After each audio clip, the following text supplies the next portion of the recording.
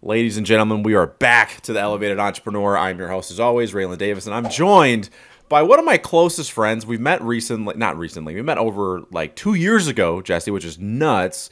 But we have her on the podcast today because not only does she have a different background than most coaches and consultants, but also she's a very strategic thinker. And you all know, if you listen to this podcast, I suck at strategy. So that's why she is here today to help us all out. Please welcome my guest, Miss Jesse. What's going on? Let me tell you, the years that have gone by fast, the growth, the evolution, which is so amazing, because I think sometimes people think that like the first day you wake up, it just all makes sense. And the reality is like we're going through like this journey. So to see your journey and evolution and to go along on my own, I'm just happy to be here and see all the good things that are going on in your life. I love it. Well, it's been fun too, because again, like we met on Clubhouse during the good old days. Mm-hmm. And I think back then more than now, because I don't go on Clubhouse anymore. But then you knew your online people more, because we used to talk every single day. Mm-hmm. And what was fascinating was like you could tell, and this is my humble opinion about social audio, you could tell when someone's legit or not because they had the same tone every day. Mm-hmm. Like their advice their advice may evolve, but it never flat out completely changed. Their brand messaging never changed. And you were one of those people that were like tried and true, all those things. So what I want to start with you is a little bit of background on Jesse. Like talk to us a little bit about obviously your business, but also too, like maybe start with, you know, how you've evolved over the last like few years. Because when I first met you, I was like, oh, she's really good at social media. But then it turns out like you do events, and then it turns out also like you do some coaching. So, I mean, maybe talk a little bit about that. Yeah, so it has been even an evolution for myself. So I've had my own event coordinating business now since 2011. I originally jumped out. So I haven't really technically worked in corporate America now since 2009, 2010. So it's been a very long time. I've been out in these entrepreneur streets.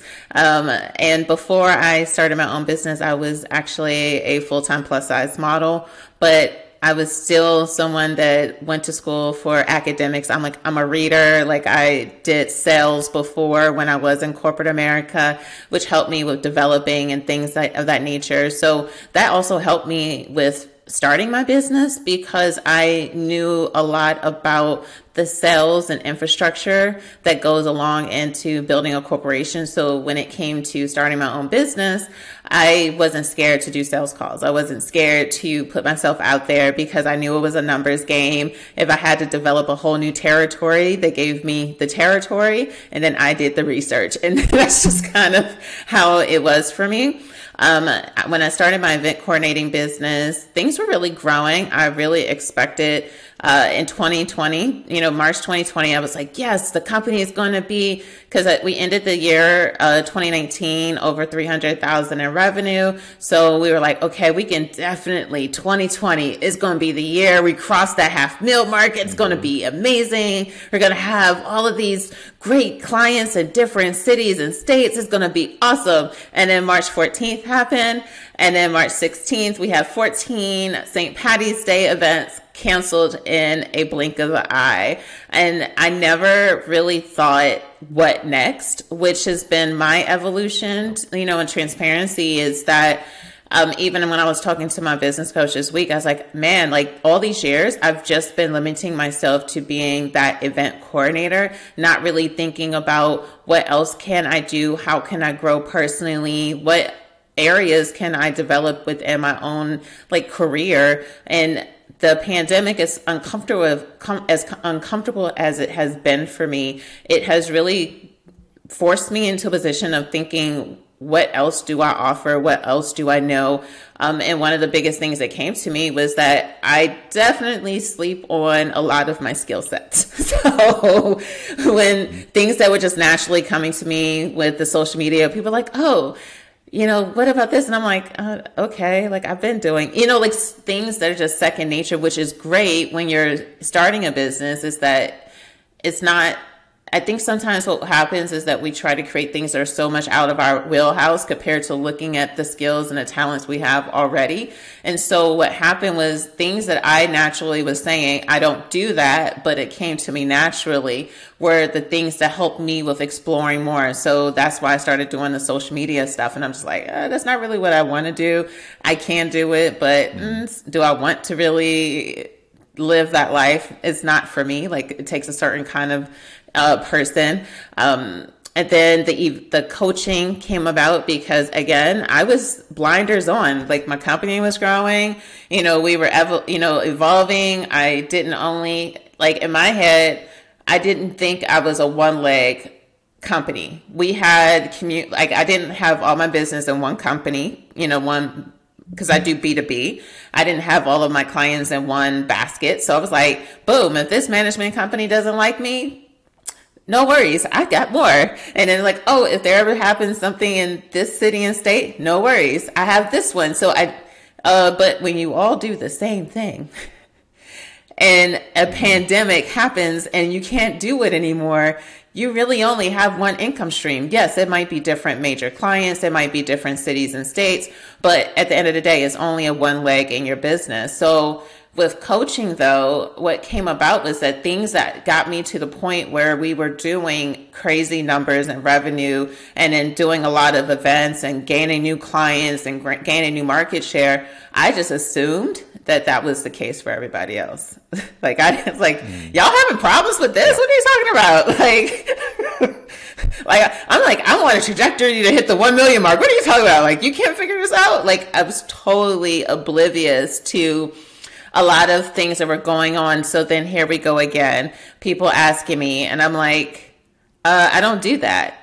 Like, that's been the biggest aha moment for me since the pandemic and like since we met, was whenever I find myself saying I don't do that, that's something I actually need to lean into, because it's something that I'm strong at and it's something I can explore instead of boxing myself into, this is Jesse, the event coordinator type of role. And so here we are today, because I do love systems. I am an analytical person. I think about processes. I'm all about how do things run efficiently. And I started having people ask me, how do you get these things set up? And then, of course, my response is always, I don't do that.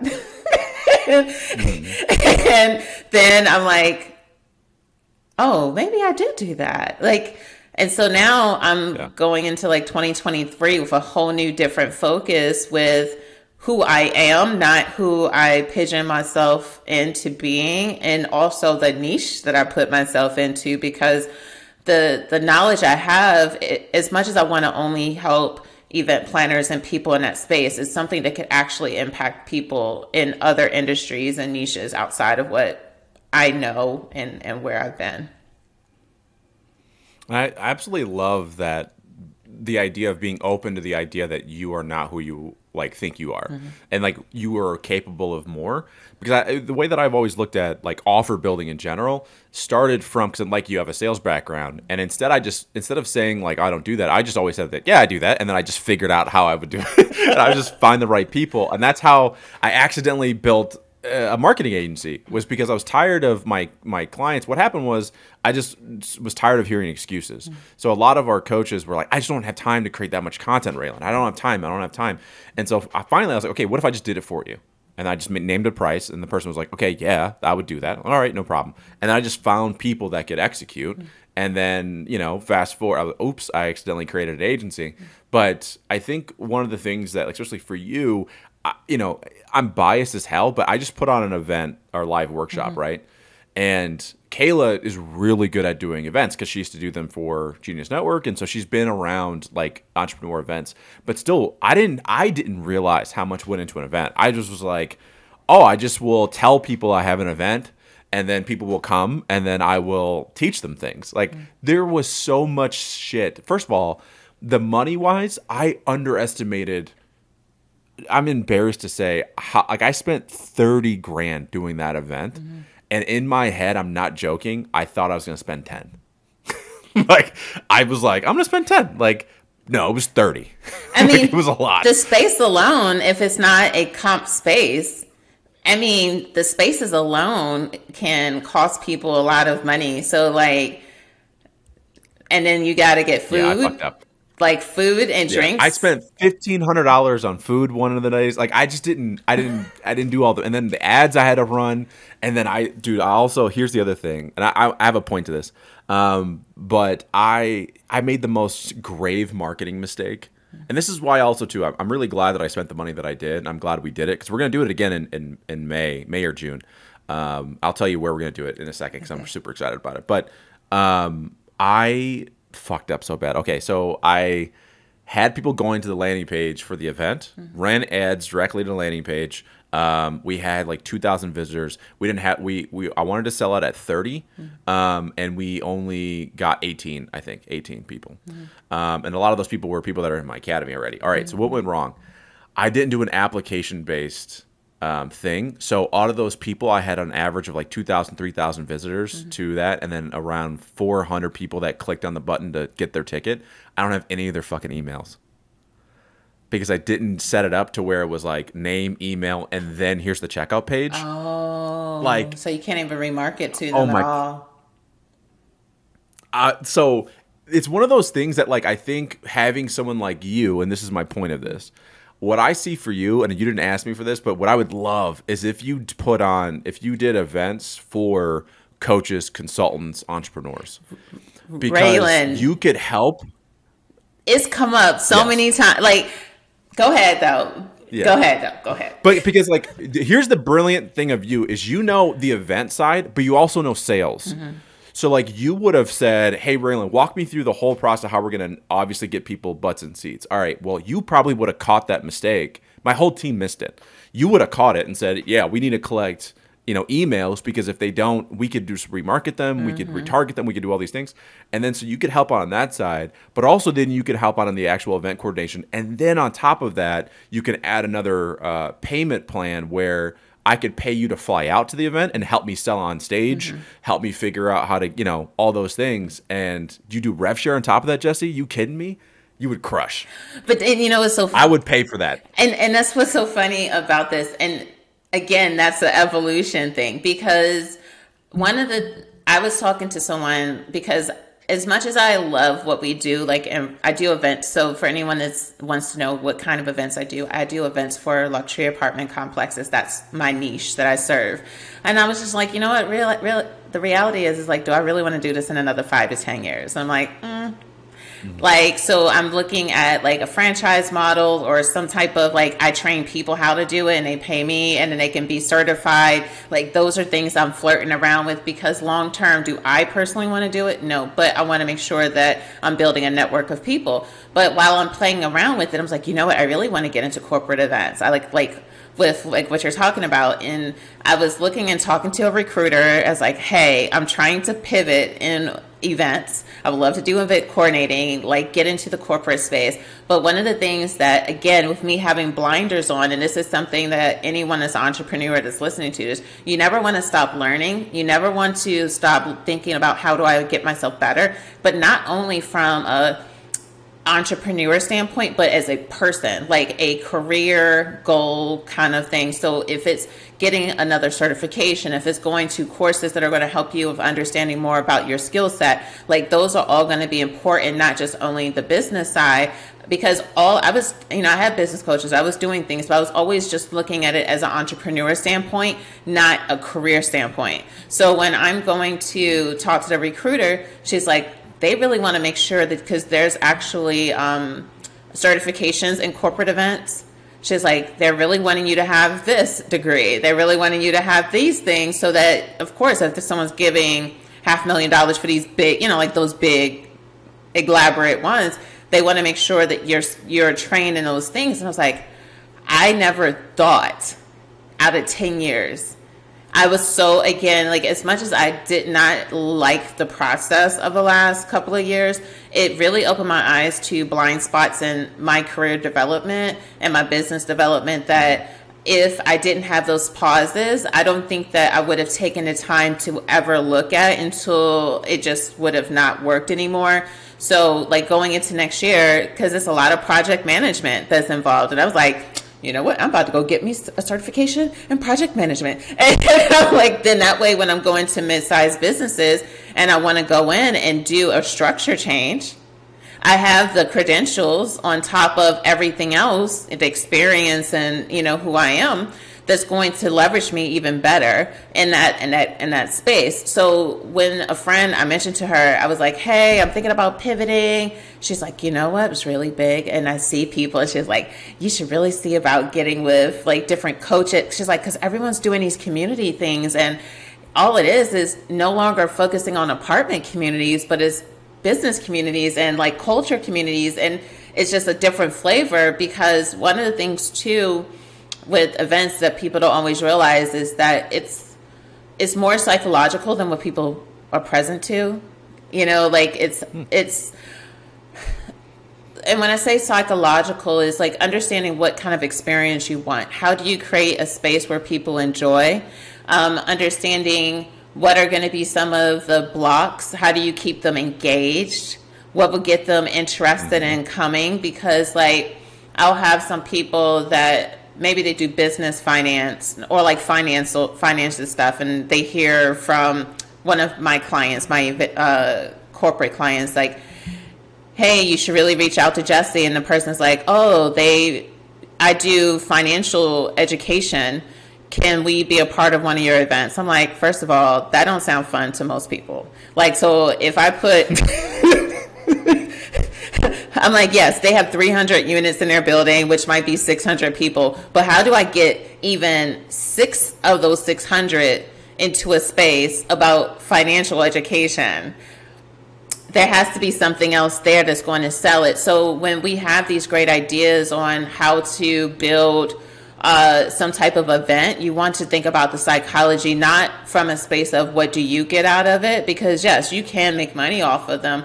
But if people aren't interested, they won't buy the tickets. If there's not clarity, they won't buy the tickets. And if it's not a fun experience that leaves them on a high, you know, and it doesn't mean that it felt good the whole time, because sometimes you go through these breakthroughs to break down, to break out, you know, break back up. But at the end of it, they feel good. Like there's more than just, hey, I'm doing an event. And I think often, even in my space still today, people like, oh, we're just going to have food out. I'm like, okay, cool. They're going to take the food and go home.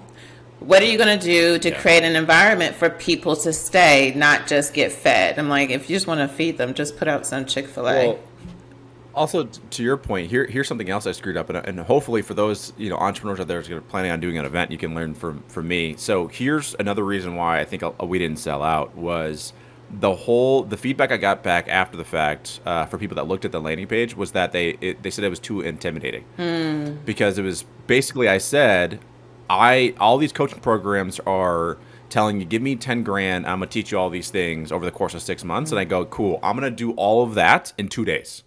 So in 2 days, you're going to learn how I built a 6-figure coaching agency, and I'm gonna teach it in 2 days. Well, people came back to me and was like, that just sounded scary, like a lot.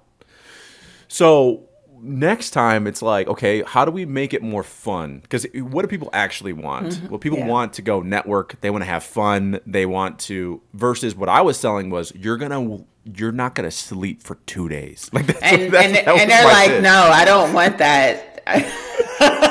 Exactly. And so I'm scratching my head like, man, why are no people? But it's because, unfortunately, like I'm selling, and this is a marketing thing, I was selling what I thought people should want versus what they actually want. Yeah. And that was my mistake. Is that like because our thing is about like no bullshit, but turns out people want a little bit of bullshit. They do. They want a little bit of, And two, it's like sometimes people are going to be honest with themselves on like where they really are. Like for them to have the kind of breakthrough in which you're, saying that they can get. The reality is that you're in that type of space, you're having to break through their own mental boundaries on what they think that they can get out of it. So it's even possible. Yeah, you know what I mean? So like not only are you breaking through the price barrier, you're breaking through their own self-belief. Mm-hmm. Like, and that's something too that like I said, I didn't think through that part of it enough. to say like, okay, we need to soften it a little bit, not to the point where like we're like everybody else, but I think for our next go around, we're going to soften it just a little bit from that. But on the event side for you, then, like I know you just started learning more about like, is it Honeybook? Yeah. Okay, so what's your plan with the project management side of the house? Are you going to be doing that for companies? Because also too, like that's one of our biggest pain points in our company right now is the project management side. Yeah. Because it's not my team's fault; it's my fault. Because every 2 days I have a new idea. So we need more people like you, is what I'm saying. So walk me through, I guess, like that part of it for crazy ass entrepreneurs like me that come up with new ideas every 2 days. Yeah. So that is the direction I'm going into more into next year. I am going to still be taking on events, and like the last week I've been breaking down, like, what do I really want my focus to be going into 2023? So that I'm laying a foundation for what I want the next 5 years to look like. So going into next year, I'm planning on getting my business analyst certification. I'm also going to get certified in Asana and Zapier, because those are great platforms that, of course, Honeybook isn't always going to be a great fit for everyone, but I do need to know how to use integrations with a platform like Zapier to be able to help with mending the pieces that are often missing when we're using, 5-6 different platforms that may make sense because there's not something that has all in one, but you don't want it to be because they're not communicating with each other, or that platform doesn't have that integration built in, that you're just losing out on an opportunity to expand your capacity and your production, because those are the things that really suffocate. Is Honeybook like Monday? Yeah, it's like Monday. It's like Dubsado. It's just that Honeybook is a visual platform, in my opinion, and it was more intuitive to me. So when I was looking for a platform to start using, I wanted something that, again, was user-friendly for me, but also visually aesthetic. Because again, people want to be able to see with their eyes and have an understanding. And with their recent upgrade, they even allow for you to add videos into your brochures for people. Yeah, so you can do your automations, you can do your email, you can do your invoicing, contracts, follow-up. Like, you can build your whole automation flow. So like for my event planning side of my life, my automation flow is like 14 steps. So I don't have to worry about where am I at on the workflow process. All I do is go into my actual Honeybook account, and I can see, like, today I have, with the amount of events that we have open, I have 257 tasks that need to be done through my workflow. But today I only have to focus on 6. Yeah. So how do you, on the psychology side of project management, do you have any ideas or thoughts around how do you get your team and maybe even yourself to really adhere? Because we got Monday, we've had a Monday for a while, and we just now switched over to a better process that we think might help for putting out content, et cetera. The problem is, to make it a daily habit of going in there has actually been kind of challenging. So for the team anyway, they're not going in every day. They're not updating it every day, and including me. I am so used to just calling someone and going, "Hey, I need you to go do this thing," and my team's yelling at me like, "Raylen, go in Monday and put it in as a thing to do." So do you have any tips on how to make yourself, maybe your team, adhere to that? So that way it could do its job of the project management side? I wish I had an easy answer for you. It's just going to take stuff falling apart enough to realize we need to use the system, because that's where you learn. Because there's been times where I know I've set up someone's account, but they rather still send people to just pay on a link instead of having them go through the workflow. So then that means none of the emails are going through to them. They're still piecing. So it's you either have to choose, have enough discomfort to go with the process. It might be the process needs to change, but it might be not. When you're creating, I think ultimately when you're using any kind of project management, there's going to be, your will is going to be challenged. is going to be like, let me not do it organized. Like, well, one of the things that I've kind of started to do, because I mentioned before, like my new challenge going into next year has been, which has been so fascinating for me, is getting back into leadership. So when I first started out in corporate, why I wanted to become a coach is because I got obsessed with coaching my team. And then it turned into coaching for like a business. So I was coaching other people. And now what's funny is now that I'm coaching my own team, it's like I forgot how to be a leader. So like I'm like going back to going, okay, what kind of meeting should I have? Like what should those look like? So I think partly what I'm going to do, because I just started doing this week of having 15-minute calls with everybody on the team. And I think maybe in those calls, I'll just go, pull up your Monday right now. What's outdated? What haven't you updated? All right, look cool. And then that way, like every day until they get used to it, then I can stop doing that. And then too, you just need to make sure the tasks are assigned to them and the platform sending them the notifications, because that's ultimately, so I'm infamous. Like I guess a tip would be is that if someone's not going into it, if you see that there's a task pending for someone, I mention that person. Hey, what's the status on this? I don't email them. I don't text them. I send it through that platform, because that's the only way that you build up that type of, and then too, as you start to stand more into structure, people start to follow that structure. So like my VA, she knows like Jesse is very, I don't want to say I'm particular, but I like to be organized. Like, so Jesse's going to see that you have a task pending, and tomorrow she's definitely going to mention you. And that's out of a space of love, of course. So now when I don't do what I say I need to do, it's getting assigned to me. Hey, Jesse, I can't do this because you haven't given me this. And I'm like, fair. So it comes from you for them to know that you're actually watching it and encouraging them to use it, for them to, because the more you, like, even if I have, like for the event planning stuff in my life, like if a caterer sends like, hey, Jesse, da-da-da-da-da, cool, email it to me, don't text it.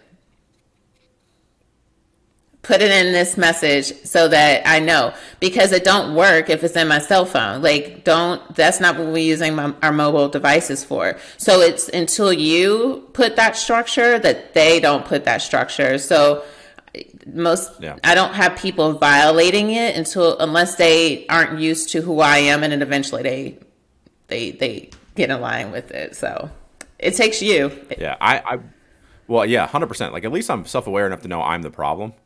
Like, it's that, like, because I'm just not a structured person. I'm very much like, I get an idea, I run with it, let's do this, okay, then I want to hand it off to somebody else. But I think there's no other way about it. And that's why, again, I've been diving more into how can I be a better leader for my team? Because, again, they're not going to be able to get to where they want to be unless I, again, like, follow through on what I want to do. But it's just very counterintuitive to me. Like, I think I did a Gallup test. One of our clients is real big on the Gallup test. So I did that.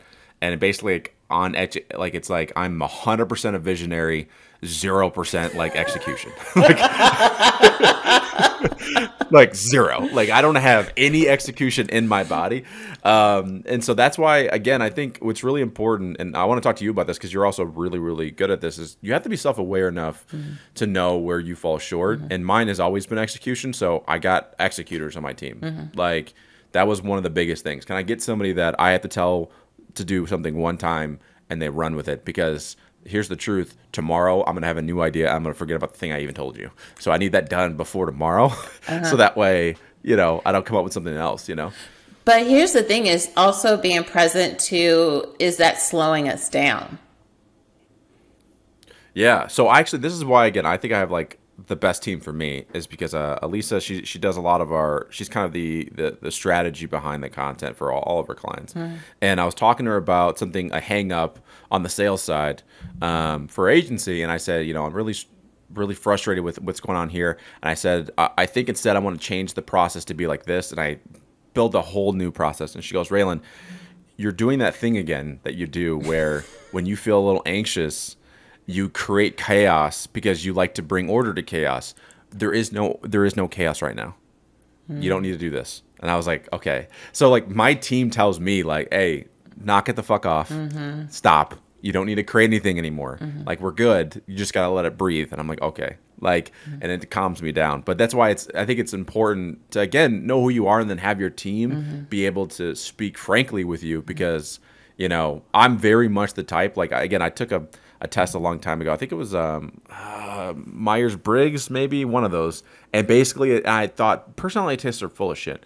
And then I read my excerpt from me doing it, and it literally said in there that I am an expert in bringing order to chaos. However, if there's no chaos, I will create it. I was like, shit. Because you know how to work in that, you know, like, and I think that too is knowing about you, but also being able to understand that for your team members as well too, so that you're able to support them, re-guide them. And I think too, of leadership is also being able to create a space where people can be open to, you know, call you out on your stuff. I mean, because even recently when I was talking to my VA and I was telling her like, okay, we're gonna do this with it. And she's like, whoa. What are we really going to be doing? She's like, how are we really going to grow? And also she's like, do you even want to grow that? And I was like, no, not really. Yeah. You know, so I think that if you don't have a checks and balance system within your company, or at least if they're not an employee, but like if you have a mentor group or a coach group or just a solid person that you can ask, you always want to make sure that you're reaching out to someone that's going to, and here's the thing too, is not thinking that that person's hating on you. Like if you think that every time someone's correcting you, that they're hating on you and they're trying to make your vision small, no, Sway. They're just trying to help you with your vision to make sense. Because if it doesn't make sense to someone that's outside, and it's not for them to understand it, but for them not to have the I don't know face going on because it just doesn't make any sense. Like that's something that you have to be very present to. And I think that we're so quick to throw around, you know, people are my haters just because they say maybe it's not good that you jump to a new task every day. No, it really doesn't help to jump to a task different, you know, so I think that there's so many different levels of leadership, and John C. Maxwell has a book, and I think there's also one, Tribal Leadership as well, talks about the different levels of leadership that's out there. And it's just understanding like where you are in your journey within being a leader, also leaning into the areas in which you may not be the strongest at, because I would honestly think that as long as you're living and you run a business, there's always going to be an area for you to grow within your leadership. I mean, Elon Musk has areas of growth in his leadership, you know, and we won't know until another couple of years as to how he's leaning into that or not, you know, but. Well, okay. So you brought up, so I want to get into this a little bit because I don't understand. Okay. So he's like my favorite entrepreneur. Okay. Like by far. And I want to talk about this and I want to hear your thoughts on it, but I've been surprised by how many people are counting him out with Twitter when I'm like, have you not been paying attention to this man's track record? Like, I get it, like, you don't like Twitter, you don't like him, but like, let's be honest here, everybody that's ever bet against Elon has lost. And so like one of the things that I love that he did, because I remember some people were like, oh, he fired all these people, and I don't know enough to talk about it probably, but I'm going to go to anyway because it's my fucking podcast. If you don't like it, then you can turn it off. But one of the things that he did was he fired a bunch of people, right? And then he had this picture of like a very tight-knit crew. And there's people going like, that's, you know, Twitter's going to be whatever. Well, he brought in all these engineer types from Tesla. And I'm like, you got to remember, this man sends shit to space. Like, he could figure Twitter out. If anyone's going to figure it out, it'll be him. And it's not going to happen overnight. So I'm just kind of curious, when you talk about his leadership style, like, what do you feel like is some of his growth? Because to me, what I really value about Elon is this very no bullshit approach to, if you do a good job, like I remember when he first did a talk with Twitter and they're like, what about work from home? And he's like, if you're the top performer, you could do whatever the fuck you want. If you're not, guess what? You're going to bring your ass back in the office. And if that doesn't help your performance, then you're going to be gone. Like that's it. Like there's no emotion to it. It's like, do a good job, do whatever you want. And then so anyway, but what are your thoughts on his leadership and stuff? I think that he's in the stage of leadership where it has to all be about him, and that suffocates, because I'm not active on Twitter. You know, I follow you and a few other people, and like now a lot, and maybe because I haven't been following a lot of him, but now I see it more about personality than leadership. Like, and yeah, I think that he cracks me up. Like, I think that that's going to, like, that's just where he is. Like, that we know if we had someone that was leading us that was like that, you're not leading me long. So that's going to automatically limit you getting people that are going to be great additions to your business, because you're in your jackass stage of your leadership. Like, and he's too much in that, and you're going to get more followers or people that want to be attached to it than actual people that are going to want the ownership. And we also have to remember the change in the work environment now is that a lot of people aren't just, like, people will work for companies, but they're not just working for companies just to work for companies. So it's all about the culture. It's about people wanting to be a part. And he doesn't exude, like, he's an asshole right now. Like, he's full-fledged rocket ship to assholedom right now. And what part do you feel like is the asshole part? I just think he's intentionally just being one. Like, you just being intentionally one, like, that's not someone just taking what you say out of context, because that happens. But when you intentionally are just doing jerk moves just because you want to stir the pot, that to me isn't a good space to be in for one attracting. Like, I get that you might need to purge your crew of people, but he ain't really doing a great job of attracting new. I mean, he's been on, like, I wouldn't look at how he presents himself right now and say, I want to be a part of Twitter. Like, yeah, I think that, like, the one thing that I will say is that his personality is funny, and obviously it's great for marketing, but also I think that it's not him that attracts, because I'm not an engineer, but based on his talent at Tesla, his talent at SpaceX, and then now, like, starting to be a little bit with Twitter, it seems like from an engineer perspective, people aren't signing up to work with Elon because of Elon. They're signing up because of the mission. Like, he has that mission of, like, I want to help humanity, right? And so if you work with Elon, and this is just very anecdotal, I've seen some former engineers, some people that would love to work with Elon talk about it, and also some former engineers, but they all say the same thing, which is like, if you work with Elon, you know you're going to do some shit that's, like, going to transcend what anybody else is doing. Like, and so he's kind of like our today's version of, you know, I don't want to, not exactly, but like Henry Ford. Like, there's that talk, I think it was in Think and Grow Rich, where they talk about how he walked in and was like, I want a 4-cylinder. And they're like, that's impossible. He's like, fuck you, give me a 4-cylinder. Like, that's kind of Elon. He's like, we're going to Mars, get it done. And he's also, the one thing I will say from a leadership perspective that I appreciate is that, like, he's not afraid to sleep in a fucking warehouse until it gets done. You know what I mean? Now, granted, he doesn't have a fucking personal life, I think, because of that, but that's a whole nother thing. I mean, but then too, like, and I think perception is going to be based off of individual. So, like, for me, when I was in corporate America, I loved the passion of my leadership. But my last review, I was like, I love what y'all make, but I don't want to do what you're doing.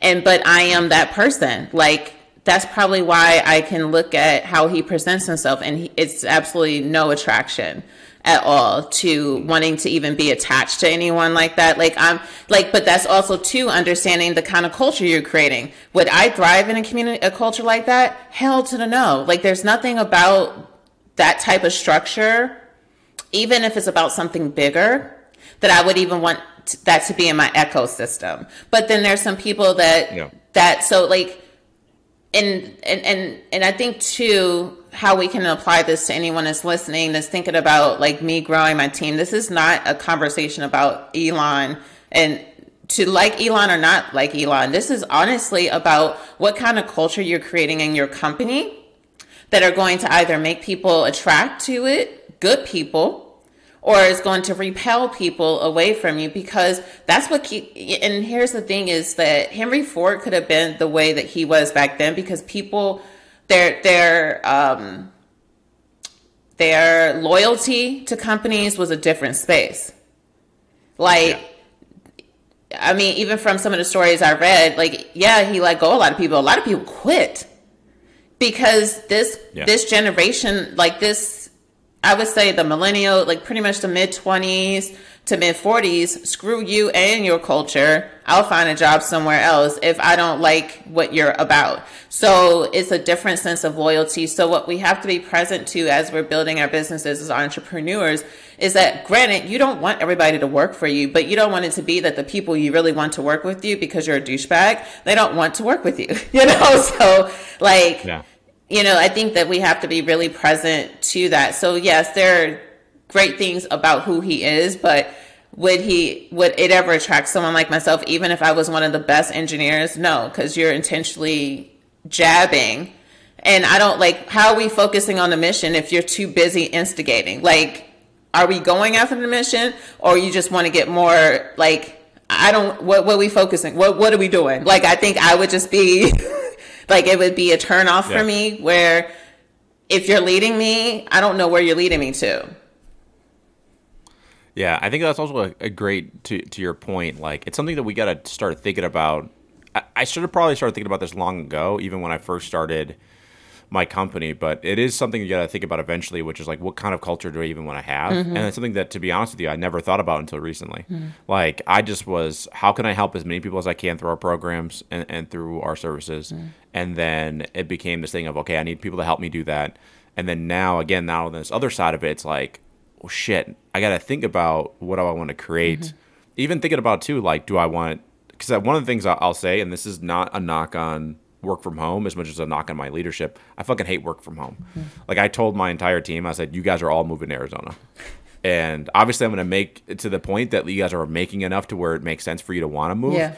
But like, I cannot stand work from home. It literally drives me insane because, and again, I'm curious to, hopefully you could change my mind on this because I'm such an asshole about it. And I get a lot of flack for it. But I'm like, in my opinion, because for example, we had everyone fly out, my team flew out, which was phenomenal. This is how you know at least I'm on the right path, is that I had some of our team from the UK fly out on their own. They flew out and they wanted to be there. Like, it was amazing.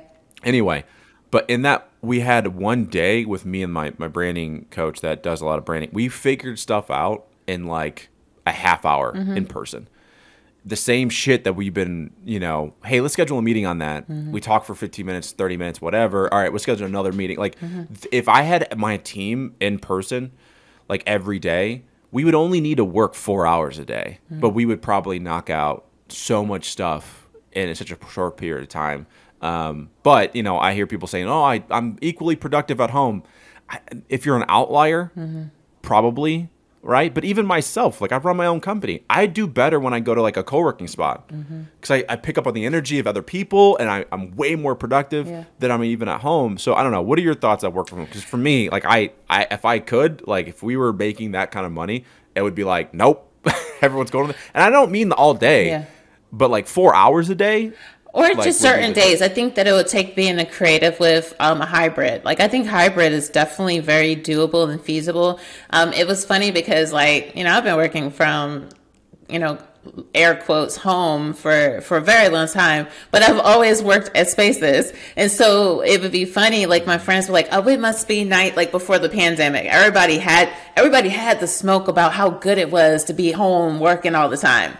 And then they lasted a week. Oh my gosh, I need to get out. I need to talk to people. I was like, oh, I thought it was so wonderful just working from home all the time. Like, no, like, you do need the space, you know, to do it. So, like, even for myself, I go to my co-work space Monday, Wednesdays, and Fridays, just because on Tuesdays and Thursdays, I have more things I do out and about. So it makes more sense for me to just be here on Tuesdays and Thursdays. But I think it's like the very reasons you gave is that it gives you community.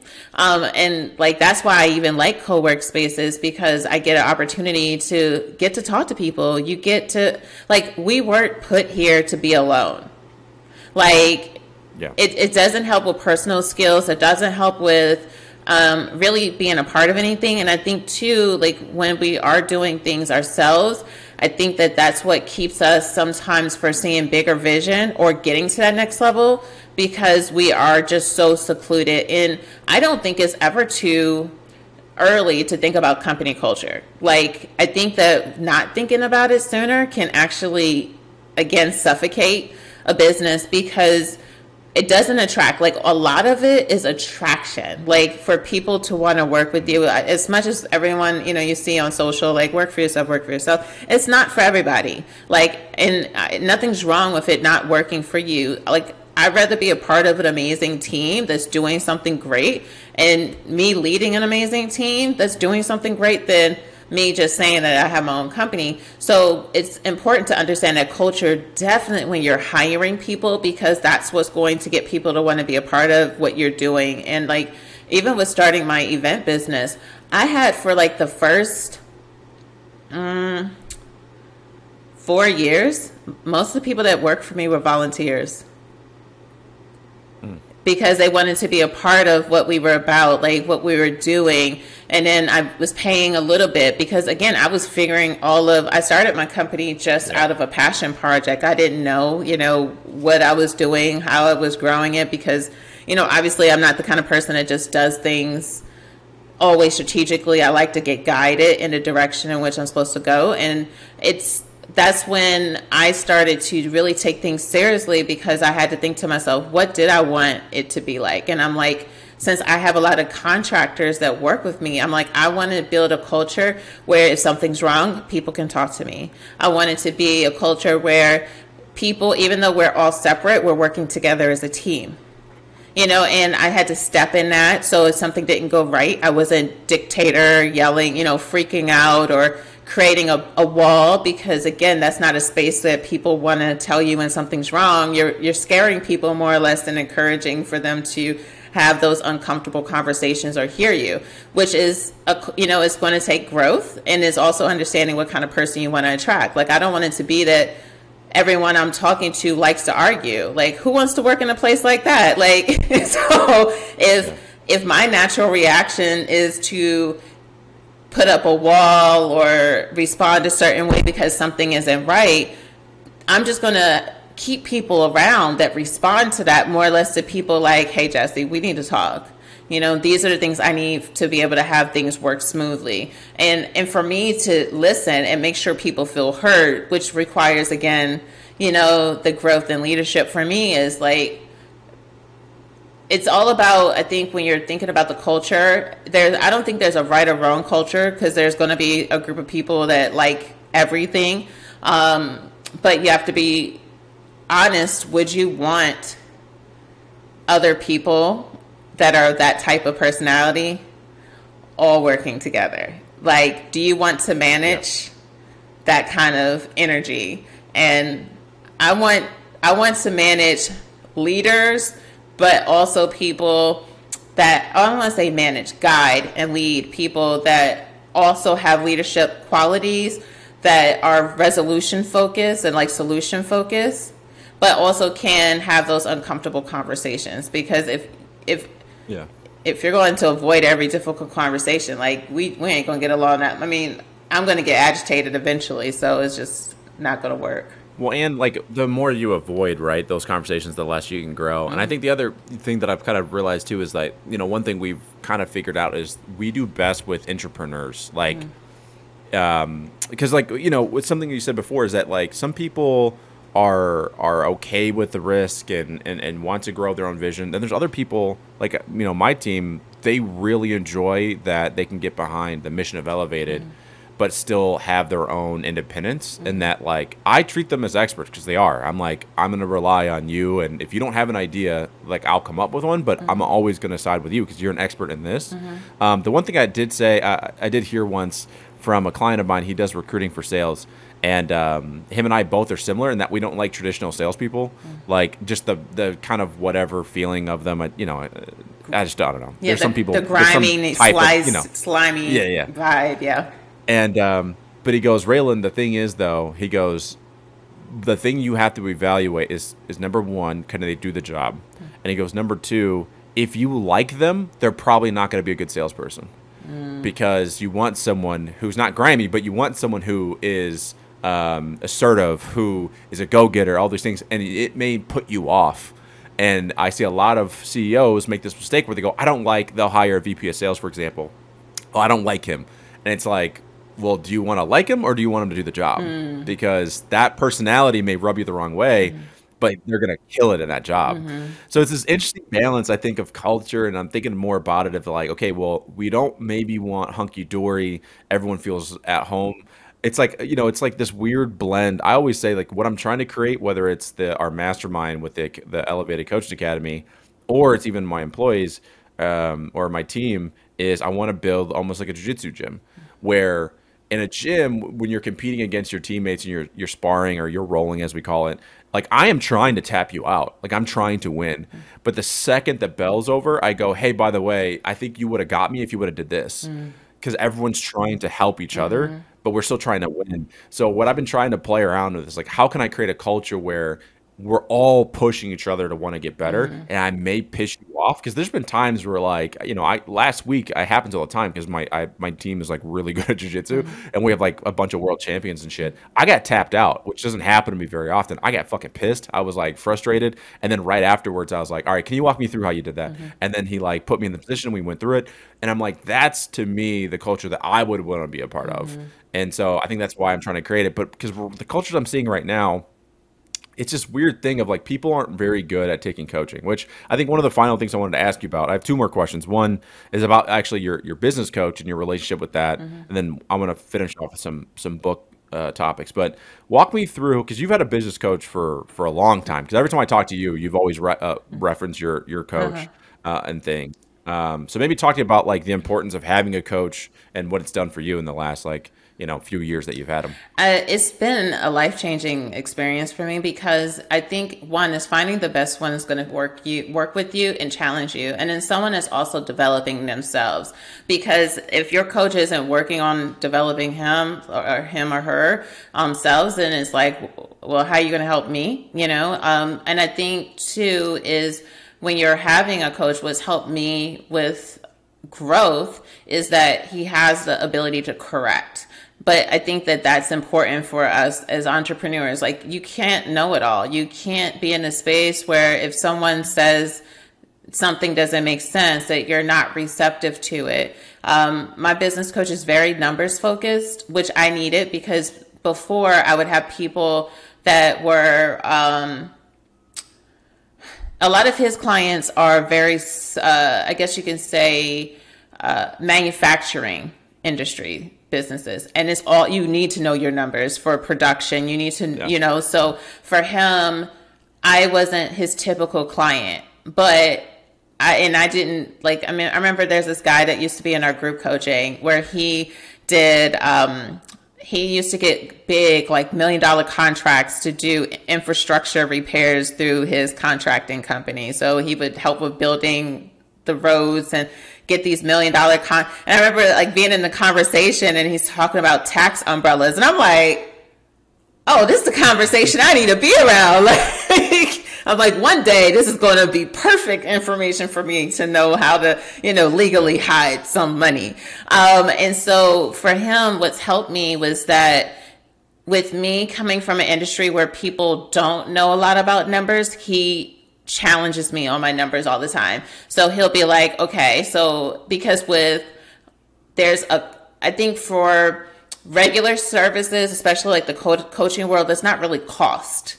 But with my event planning, there's cost. Like, there's a lot of expenses. So understanding profit margins, because I can have an event that comes through that's $5,000, but what is my profit margin? So it's very easy to hit. I don't want to say easy, because I know there's some people that might be in the event industry and they would love to get a $5,000 event or have a $20,000 month.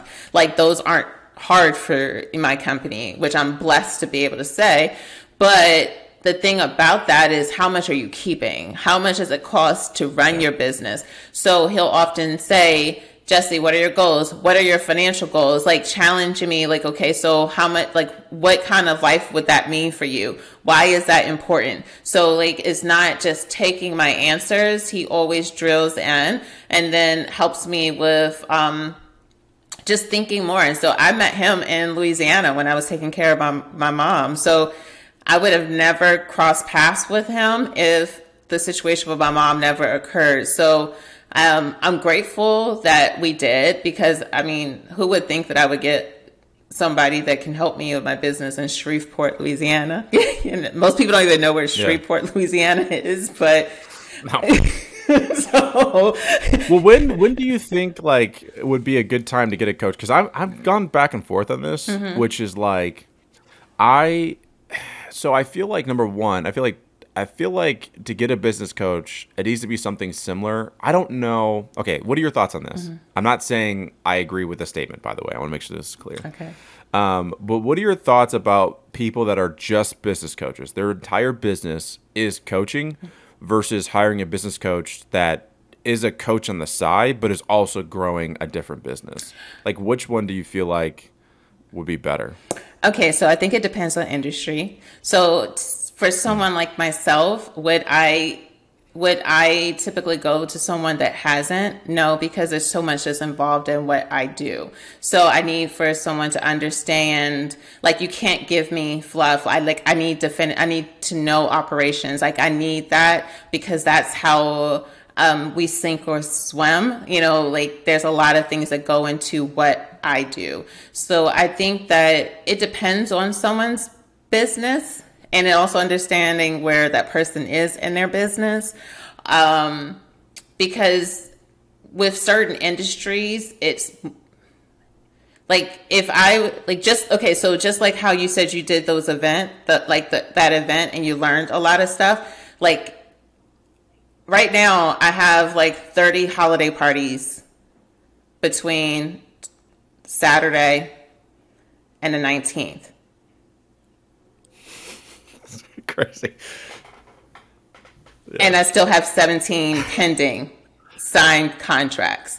So you can't, like, I would need someone to help me understand how to create structures, think through my processes, think about how do we, leverage ourselves for, it's a different kind of thing than me just making up arbitrage numbers, because arbitrage numbers can be an event that just doesn't make any money. So I think it's a little bit different, depending on what someone is needing. Because like, even if someone had, let's say, I can't coach anyone that has a restaurant.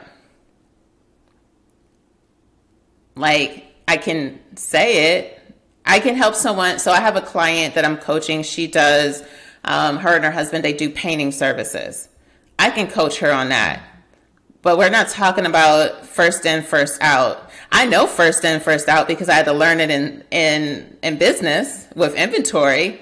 But do I know all the ins and outs of like inventory checks and how to create a highly effective inventory system so you know when to reorder food because it has a shelf life? Like, there's so many different processes compared to, I see your face frown, like thinking about. Yeah, like, just like, yeah, it's not for me. Like, you have a 7-day window of making sure you order something and it not going bad and not having a bunch of it left before it expires. Like, that's a special kind of person that I haven't had to, explore yet in my career.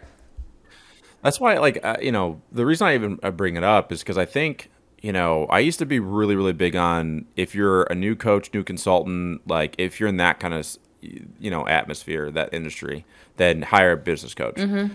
But honestly, I feel like that depends on who you are. But I feel like more so the better hire, I think, for a coach would be a mindset coach.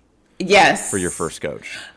Yes, because I think that people often think that, oh, if this person writes this manual on how to have a successful business, I'm going to do everything that they say in that book. Immediately did I read it? Hell no, you're not. You're not. You're going to fight it. You're going to read it and say, I'm going to do it better. I know different. So I'm going to not do it the way that the person, like, no, mindset is so much. And just how, like I shared in the beginning, I shared a mindset block.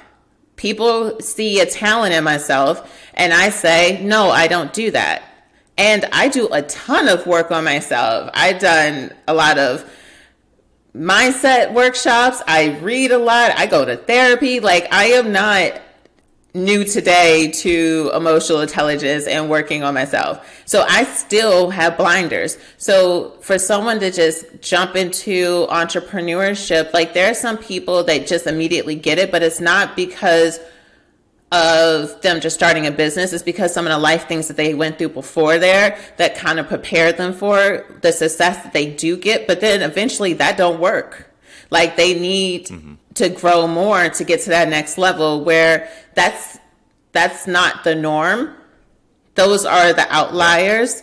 The norm is you getting in your way for as long as you allow yourself to, until you get that next breakthrough. So I do think mindset is a very important thing. Because I made a post recently, or it's not out yet, but there's one that I said that, like, literally we grew, a multiple six-figure coaching agency, not from any crazy tactics, but from what we call the 5 laws of elevated, and they're mindset related. Like, one of the first laws is be impeccable with your word. The second is you're the source. Like, these are basically like, it's somewhat off of, you've been to Landmark, so similar to Landmark transformation training. So that was more impactful than any business coach I've ever had. Because that, in my opinion, most of the clients that I've seen, their problem isn't information. There's tons of information out there on YouTube and books and whatever, and these podcasts. The problem isn't information, it's your execution. And so the question is, okay, why are you not executing? And I think one of the most, for me anyway, the reason why we were able to grow the company the way we did, and the reason why we've been able to help clients, is simply based upon what do I got to do to stop avoiding? And there's so many things. Like, for example, I said earlier, I think even before we recorded, but I was recording handing off sales because I had a conversation with Kayla, and Kayla actually helped me with this. We were at dinner one night. I think I've told this story before, but we're having dinner one night, and I said, she was like, you got to hand off sales. Like, that's the last thing on your plate. We got to hand that off. And I go, but if I hand that off, what am I going to do all day? And she was like, be the CEO. Like, I had this thing of avoidance of, like, I didn't want to become the CEO, which was so stupid. It was like, it's my fucking company. But it was like, I had to go through. So for me, my biggest business growths have come from doing that work of going, what am I avoiding right now? Right? Like, what am I afraid of approaching? What is there a goal that seems to whatever? And then the second part to this, and I always jokingly say this, but the truth behind the success that we've had is, but I'm too stupid to know I can't do something. Jesse, that's literally it. It's like, when I see a goal, like I gave the example of the agency, like that came about over a call, and I said, why can't I do this? Like, I'll figure it out, But other people, and this is where I've had to evolve as a coach, is because I used to coach people and say, hey, all I need you to do is to offer something to somebody once a day. That's it. Just go to your story, say, hey, I have this podcast. Hey, I have this offer, whatever, once a day. And they wouldn't fucking do it. And I was so confused. I'm like, it's the most simplest thing in the world.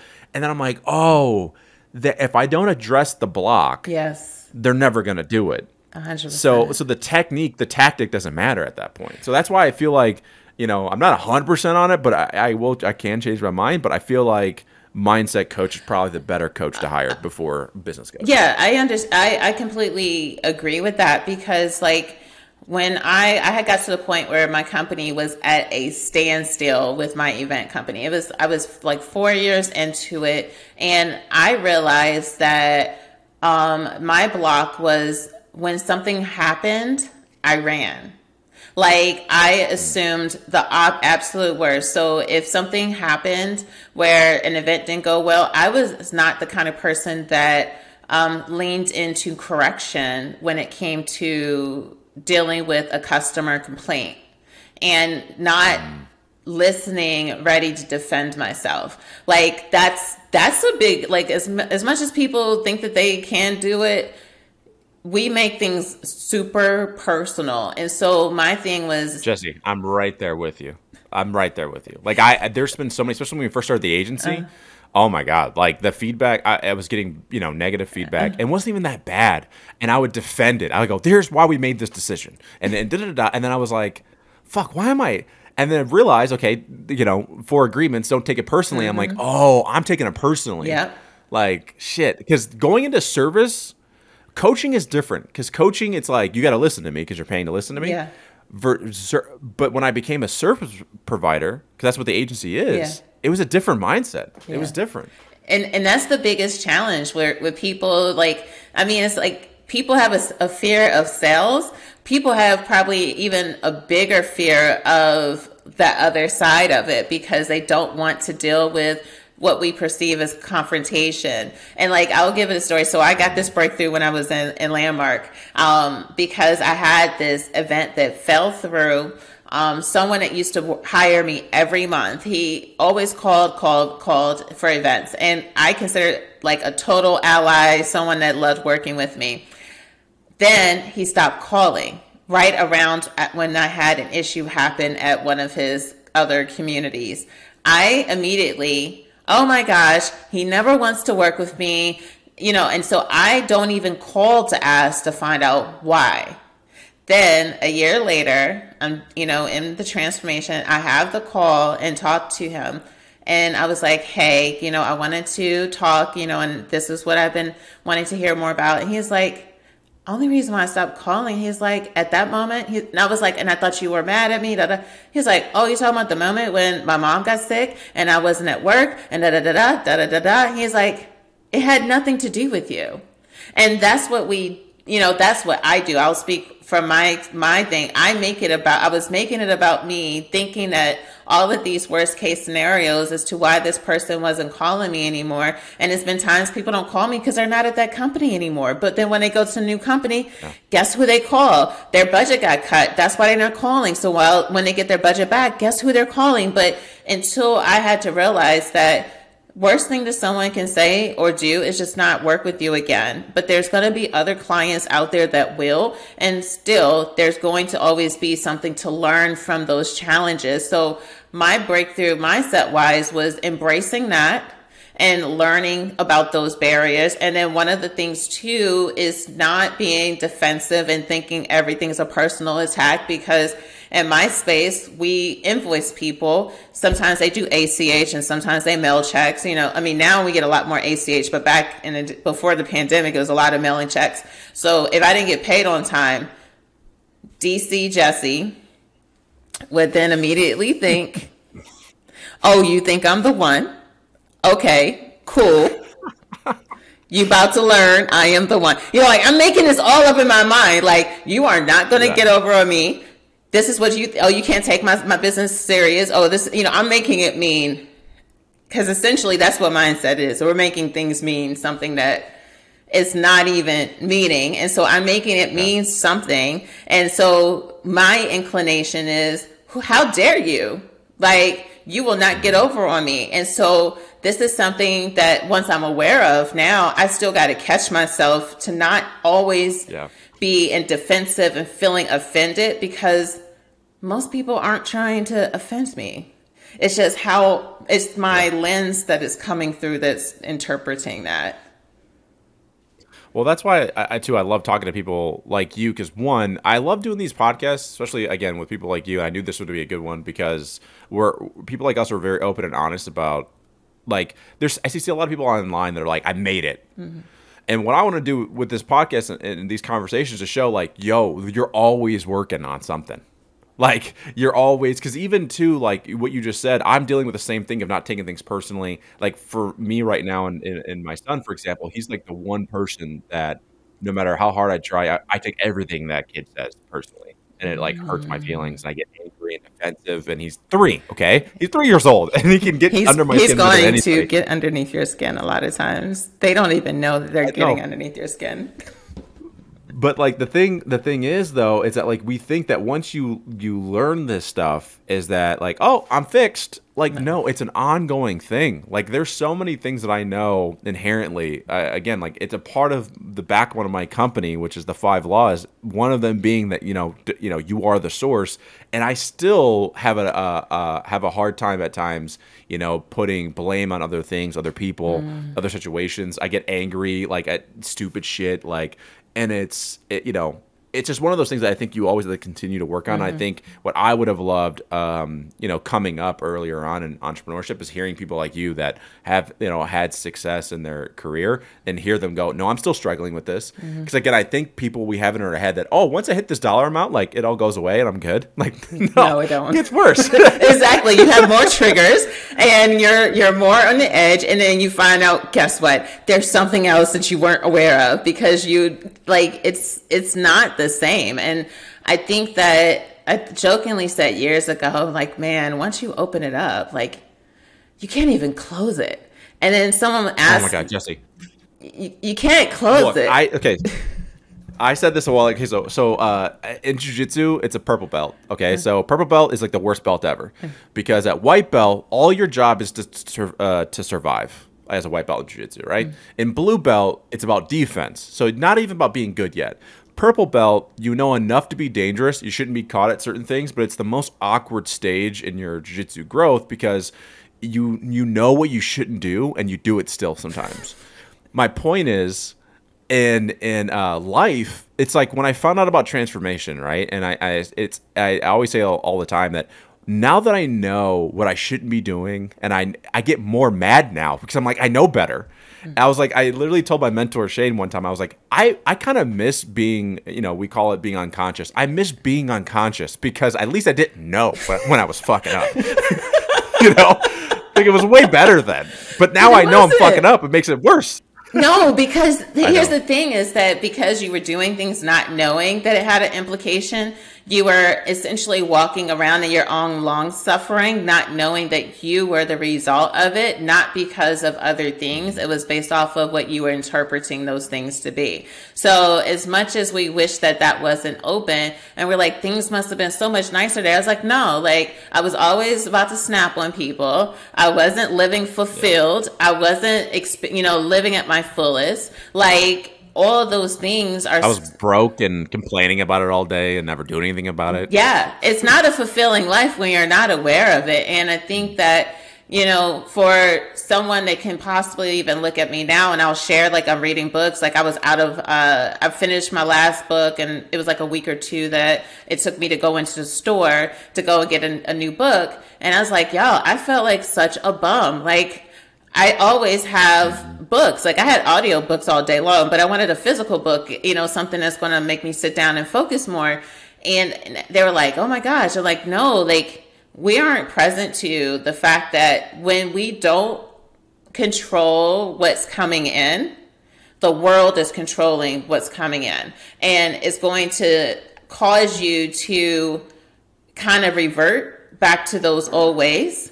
It's not going to be a fast change, but the things that might have been something you just shook off is going to possibly come back up for you in another way. So I think mindset is so key because the things that it's not comfortable. And I think that, again, people, especially when they're getting into entrepreneurship, they don't understand the importance of it.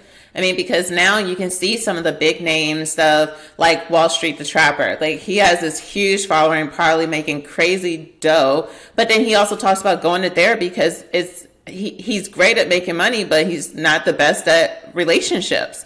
So, and he wants to have a healthy relationship. So yeah, you can, like, this is why it takes something for us to work on, because when we want to have a success in certain parts of our life, there's certain things that are blocking us when it comes to really embracing it, and understanding what those triggers are. So mindset is everything, because someone can be super talented, and have a lot to offer. But like myself, I just kept myself in, I'm the event planner girl.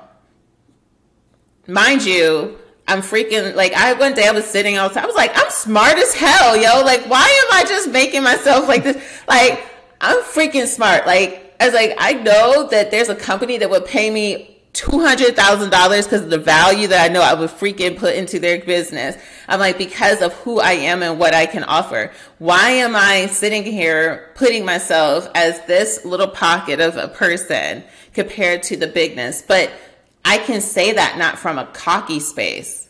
It's from recognizing who I am confidently, and depending on how you were raised, and I'm not going to get into all that, but like depending on how you were raised, you may have been discouraged for being seen and discouraged from being big because of actions and behaviors. So when you're having to now step into this bigness of who you are from a good space, it's not going to be the most comfortable. So you have to, again, work on yourself so that you can allow yourself to show up and really impact who you want to impact. Yeah. Well, this was like one of my favorite episodes we ever did. Don't tell anybody. Okay. And we'll definitely have to do it again soon. Where can people find you so they can follow your journey and also pay attention to your new offers you'll be coming out with very soon, I know. Yes, so you can find me at greeneyedambition.com, as well as on Instagram, Greeneyedambition, my YouTube channel. And then I have the podcast that will be coming out, and it's called I know, I'm excited about that. It's called What They Don't Tell Us, which is going to be an authentic conversation about things that we don't know. You know, often hear people talk about on different topics in entrepreneurship and adulting. So it's going to be a really great conversation. But Green-Eyed Ambition, you'll start to see some of my more content about my favorite apps, the best system tips, how to be more productive. And it's not only going to be for those in the food and event industry. It's going to be for entrepreneurs that are service-based, that are looking for ways to get themselves together, organized, and stop banging their head against the table because they can't figure things out. Well, I appreciate you joining. And again, like in the description in the podcast, as well as the YouTube channel, we'll have all your links too and stuff. So, But Jese, I appreciate you as always. Thank you guys for listening. I'll catch you in the next episode.